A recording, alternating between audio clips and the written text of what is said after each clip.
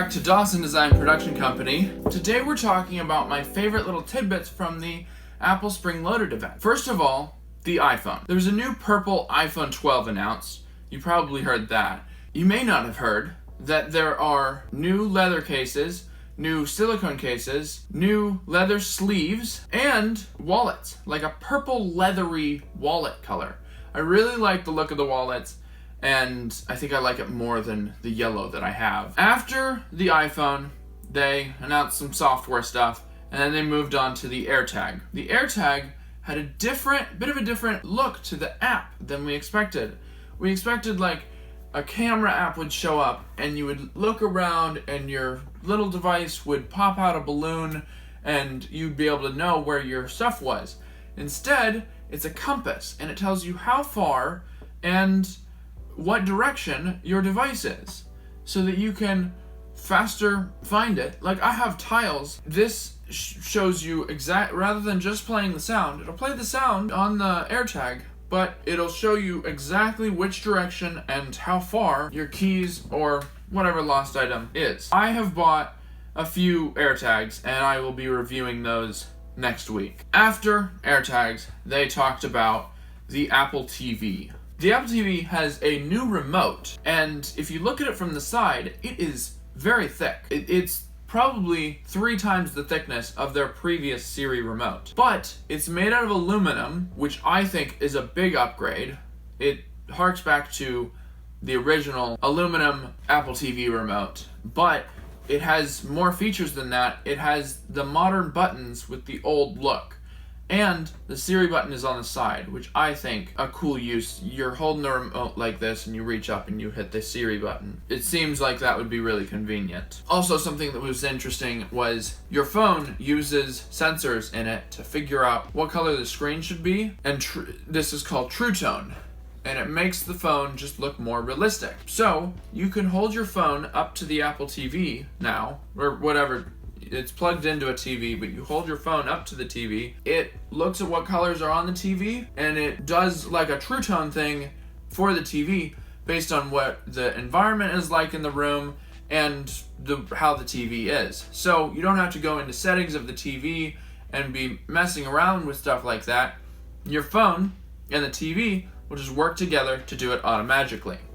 I think that is a really cool innovation. Moving on to the iPad Pro. There's a new iPad Pro 13-inch. There is a new 11-inch, but the 13-inch gets all the upgrades. For some reason, they couldn't do it for the smaller size. One of the cool features that I like about the new iPad Pro is center stage. It uses a wide-angle camera on the front so that when you're on a FaceTime call or Zoom or something like that, and you're moving around, it will crop the screen to stay with you. It'll crop your video. You can be walking around, and without the iPad moving at all, it looks like the camera is following you. So I thought that was a super cool feature. Also, white keyboard, like you can get a new white keyboard, and the iPads are thicker, the new ones. The 2021 iPad Pros are a little bit thicker than the previous generation. So this keyboard case, Magic keyboard case that came out just a year ago, will no longer work with the new iPads. You have to get a new case if you upgrade iPads from 2018 or 2020. But those new ones will work with my iPad.